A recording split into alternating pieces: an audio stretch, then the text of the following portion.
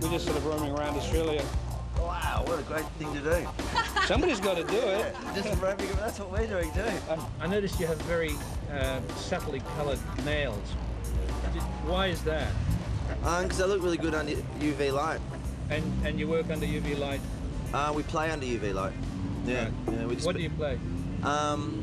Just games and stuff with friends and dance around. Yeah, we just been to a 3-day dance party in the forest. So we sort of glammed ourselves up and you know, it's sort of the remnants of what's sort of... Remnants of the party. Yeah. And then we're just preparing for the next one. Yeah. Yeah. And you live around here, of course? We stay around here, yeah. Do you live anywhere? Yeah, I sort of travel and move around and, yeah, stay with friends. Yeah. New friends. Can we... I noticed there's some nice paintwork there. Do you do that yourself? This stuff? Yeah. Oh, this is the remnants of last night when we went and saw Priscilla. All right. In Lismore, yeah. This is a different party. This was another party last night. You've got the remains of 2 parties on you. Yeah, I've got the remains of a lot of parties on me. Didn't we have a party on Wednesday night? Yeah, we had a party on Sunday night too, actually. Right. Yeah, we have lots of parties. What is the most important thing about a party? To have as much fun as possible and to look as weird as possible. I think. Try to out-weird everyone. That's what we're doing up here, you know? Yeah. We're seeing who's the weirdest around and see, that guy looks pretty weird. Maybe I could do that, or, you know, see what happens. Yeah. Is that because the rest of life is boring? Oh, it's as boring as you want to make it, I guess, you know? You just got to treasure each day as it comes and have as much fun as possible.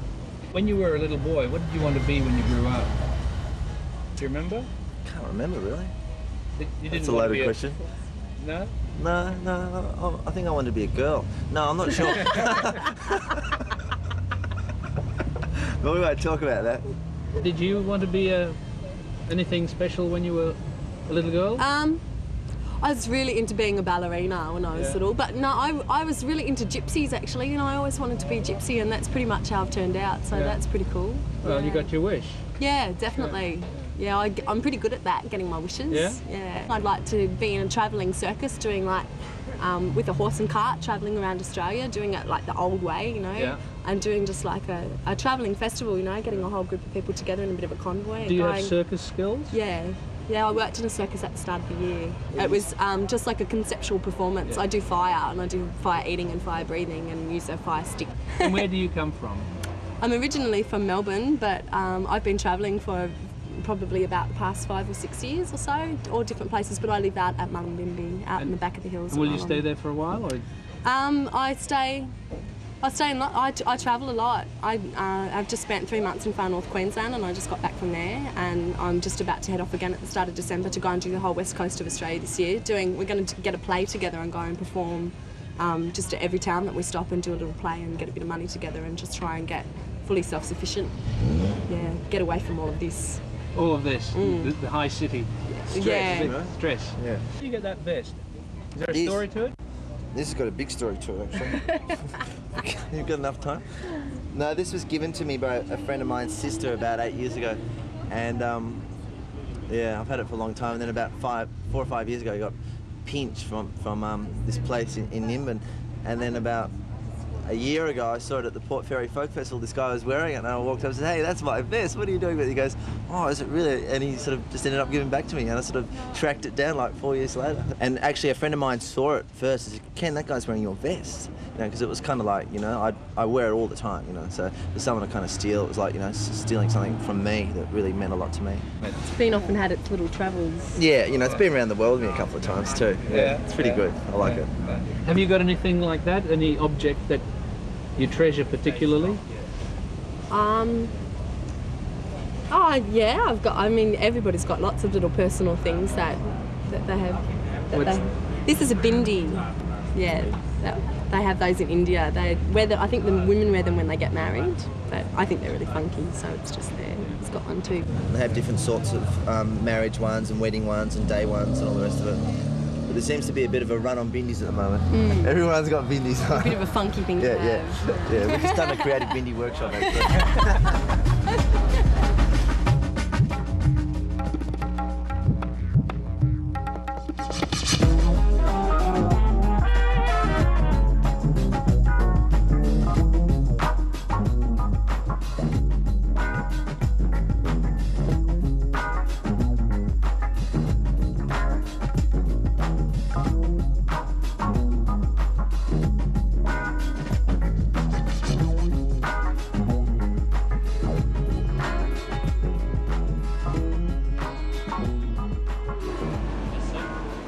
mind if I ask what for first before we start filming? Absolutely. It's a documentary series for SBS called Front Up.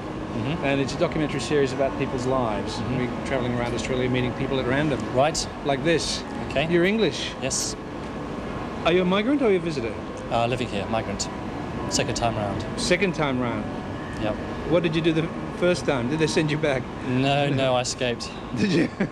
You didn't like it the first time, or? No, I had a young wife who hadn't seen England or Europe, so we had ideas of seeing that before we settled here. What do you do? Professionally, do you? Yes, I'm involved with commercial property. And your wife? Was she also in the real estate? No, she's had mainly legal background, right. But we have 2 small children now. How small? 5 and 3. Boys and girls? Yes, boy 5, girl 3. Well planned, was it? No. Like everything in life, it has to be spontaneous. Right. Do you have a hard work ethic, obviously? No, not a hard work ethic, no, because I believe we're put on this earth to do one thing, and that is purely to enjoy ourselves. And I think the Australians do that admirably, which is why it's such a joy to live here. But I do work hard, but I want to get to a stage in life where I no longer have to work. That's my ultimate goal. I believe very firmly that it's your reaction to life's events that determines their outcome. Right. And so you can change your perspective on an event from, let's say, black to white. You can come from whatever angle you choose to, and you can either be influenced by something or not be influenced by something, take advantage of it, allow it to drift by you. You can do whatever. Everybody's a free agent, and this is the shame. I think most people don't appreciate that. Right. And this is why so many people go through life, they're drifting, they don't achieve the things in life they want to achieve, they're not happy, and I blame it ultimately as an indictment against, it's an indictment against our education system, the Western world's education system. But you managed to overcome that. How did you overcome that? Because I had enormous personal trauma in my life that caused me to rethink my situation. It caused me to look at life very closely, to decide what it was I really wanted out of life. It made me realise that life is very short, it's a precious gift, and it really has to be enjoyed and made the most of. Was this trauma, did that trauma put you close to your own death? No. It was let's say it was a business and financial trauma. Right, you lost everything. Yes. And you had a lot to lose. Yes, I got completely wiped out financially. When was this? 2.5 years ago. Very recently? Yes. The scars are still there? They're disappearing quickly. Are they? Delighted to say. Good. Did that affect you personally, emotionally, psychologically as well? Oh, of course, yes. I'd led a very high-profile life where money was really relatively no object. I'd enjoyed the finer things in life, being wined and dined. I'd travelled the world extensively. I drove some of the most exotic cars that you can drive, and suddenly to literally end up with nothing. I will say that I wasn't made bankrupt. I managed to avoid that. But effectively I lost everything I owned. So it was start again 2 years ago. Did you make it all yourself? Yes. So you built it up from nothing? Yes. And now you're going to have to do it again? Yes. And you will? Yes. Watch me. So in some respects it did you, very painfully, but it did you some good, you think? Oh, absolutely, no doubt about that. Yeah, from adversity comes opportunity, as I may have said earlier. But do you regret it? I mean, it's a difficult question. You don't? No, I would do it all over again. Yeah. And let it happen? Yes. It strengthened our relationship and our marriage, you know. I think that having survived this, we would certainly survive anything. Did it change the relationship? Well, yes, it made it stronger. It made us, I guess it made us realise the strengths of the other. It made us realise exactly what support we were able to give each other. It was a funny situation because when I was down, she was up, and when she was down, I was up. Was there, in fact, a single moment at which you realised that you were going to lose everything, or did it just evaporate? No. It was caused by a major downturn in the English property market. It's rather like when you have an accident and everything seems to slow down. There was no trauma attached to it at that stage when it happened. I guess that really came later, when suddenly, you know, there we were, high and dry, looking back on what had happened, and it was all over and there was nothing more to be done. That's, I guess, when it really hit me. Obviously, business is your life. You're very devoted to it. No, I'm devoted to life. Business is a part of that. All business does for me is produces the income for me that allows me to enjoy life. How do you do that? How do you enjoy life? What are the things that it allows you to enjoy? Well, at this stage I'm not enjoying as much as I'd like to, you understand that, but if I had endless amounts of money, I would do all sorts of different things. I would travel, I would learn to fly, I'd mountain bike in New Zealand, I'd ski every year, I'd sail, I would do a lot of photography, I'd read extensively, I'd go to the opera and the theatre, I'd eat out a lot. And what do you do now of those things? Whatever you can afford? Whatever I can afford, exactly. What comes first? My family. Yep, watching my children grow, seeing them develop, helping them develop, and trying to give them absolutely the very most out of life. Giving them an appreciation of life, I guess. And some wisdom. Yes. Not that I necessarily pretend to have much of that, despite my background. Nor that they will necessarily listen to it. Or want.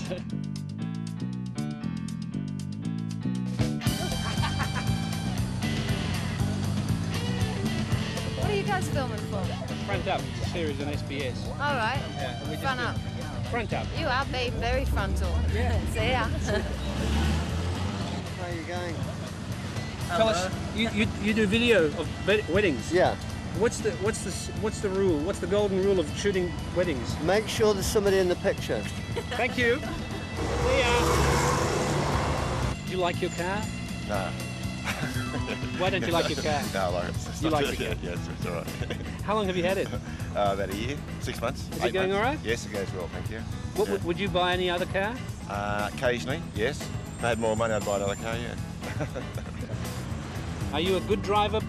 Medium driver? I'm a terrible driver. I haven't even got my seatbelt on. Thank you for warning me. You're welcome. Oh. Hey, Hi. whereabouts are you going? Where are you heading? Airport. Are you going flying away? Where to? Perth. Bye. Good luck.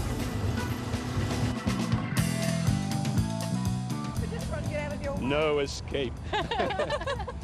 Oh, What are you doing? Where are you going? we're just having a lovely stroll through Hyde Park and enjoying the rainforest. It's lovely. Look, it's Going down to beautiful. Botanic Gardens. And then we're going down the Botanical Gardens. Do you live in Sydney? Yes. Yes. So this is an outing. This is our Into the- outing, our health-giving outing. You look as though you're on a health outing. Where do you live? Oh dear. Parramatta Way? Parramatta Way. Oh, so that's why you've bought a packed lunch. Yes. Yes. Oh, yes. Yeah. Are you And good we've friends? Yes. Yes. We don't live together. You don't? No. We've each got a husband at home. Oh, yeah, no. Well, Iris and I work together at a Yeah. special school, What school is that? the Alice Bedfridge School, North Rocks. What does that do? What is it? Why is it special? Well, it handles It's for multi-handicapped blind children. And you teach? We did. We were We've there, both yes. retired. We've both retired now, but that's But how we got together. I see. And, I was there 15 years and Yes. Iris was there 20. 22 Two. years. We were colleagues. Was each child there for over a period of years? Yes, yes. They can stay there until they're 18. We saw a lot And of we saw a children lot of the children.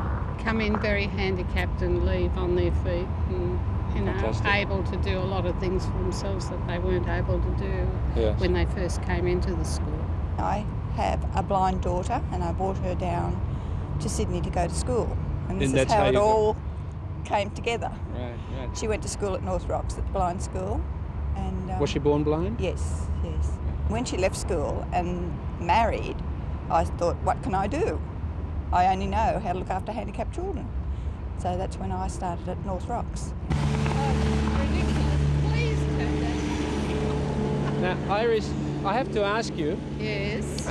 You seem, well, you both do. You seem full of life and energy. That's right. Now, what do you do to spend it? Well, we have decided that though we're both retired, we've got a lot of life and a lot of living still to go, and we're going to give it all we've got and enjoy every moment while we are alive. Are you going to let us into some of your plans? Well, we've just been to book up a trip to Broken Hill Uh-huh. for a week. And we're going down to Floriade, down Now, to is Canberra. this as a duo, as a Yes. duo? Two of us, Yes. And dare I ask about the husbands? Yes, they're Both still at at work.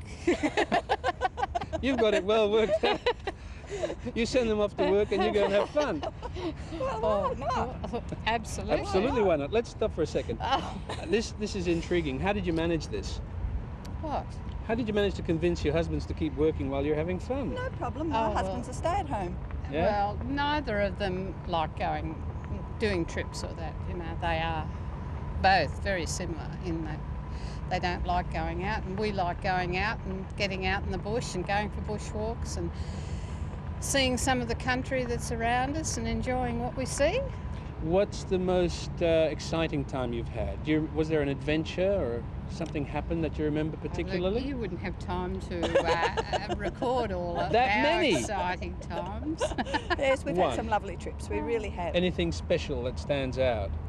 Carnarvon Gorge was my favourite, I think. Yeah. Went up to Carnarvon Gorge and it was beautiful up there, and we saw the platypus in the creek, and it was just lovely. We took a plane flight, and while the plane was taking off, he's reading the instructions, and we're running over this paddock saying to each other, "What's happening?" Obviously you survived. We did. It was a lovely flight. Must be a good instruction manual on the plane. What's your golden rule of life, if you like? Secret of life? Well, I think to be positive and to have a goal, you know, ongoing goal. And you, Colleen? To live life to the fullest every day. That's right. That's it. Very good.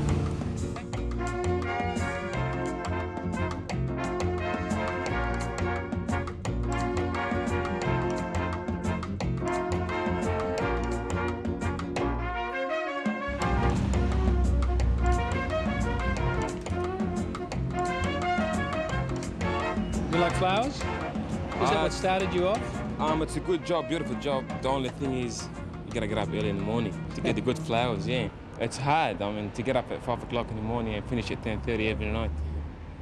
It's You tough. finish here at 10:30? 10:30 at night.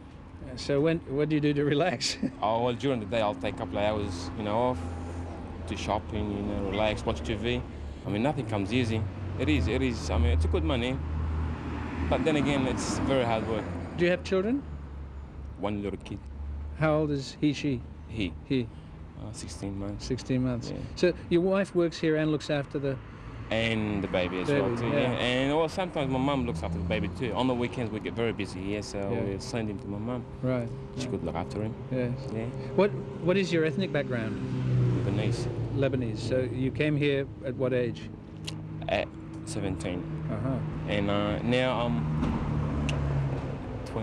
27. Did you marry a Lebanese girl? Actually, she was my sweetheart. When I left Lebanon, she was my next door neighbor, and we grew up together. And I came here in 1984. I stayed here for about 7 years. As what I said, I had a shop in Balmain, and I was there for about 4 years, and I wanted to have a break. I wanted to have a holiday, so I decided to go back home. It's got a good memory there. I always, that girl in my mind, but I wasn't intent to get married or get engaged at Do you remember when you first contacted her back in Lebanon at that time? Yeah, well, as soon as I went there, and I just went to her place with a nice present too, and she was really surprised. She loved it. Yeah? We sat down for about 3 hours talking about Australia and what she was doing there. And it was great. It was great. Oh, as soon as I went there, straight away, I went to her place, and it was good. This shop, it's good to have it for a few years, to make a little bit of money out of it, and then you can't last very long here. No way. You kill yourself. If I'm financially good, I might get a part-time job or just anything different, not 7 days a week. And you like it here? Yeah, I love it. It's a great country. It's got a lot of opportunity. Yeah, if you want to work, you can work. If you want to be successful, you can. It's up to you. If you want to be unemployed, you can be unemployed. But it's a great country. I love it.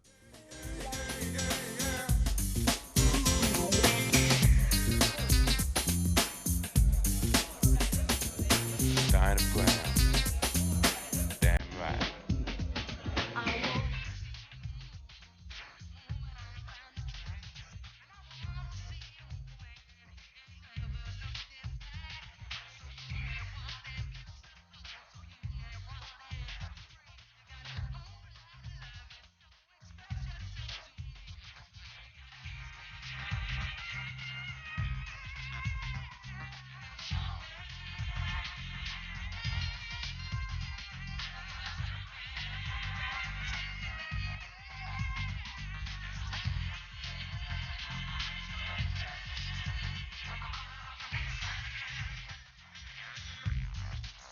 We're just talking to people like you and what they're doing. Normal everyday people. Yeah, everyday people. You're not Yes. a superstar? Open to be. In what? I don't know, whatever comes along. Yeah, what do you do? I'm a computer programmer. Yeah? Does that mean that you speak computer language? I talk to myself most of the time, more than I talk to the computer, I don't speak any language. What does a computer programmer do? Basically, when we use the word computer programmer, you're trying to, what people do every day, you're trying to automate it, you're trying to make the machine think as a man. An uncle of mine was a computer programmer, and I was mystified by the whole thing. But as I got more to like it, it felt like you could use it for virtual everyday thing, unlike maybe some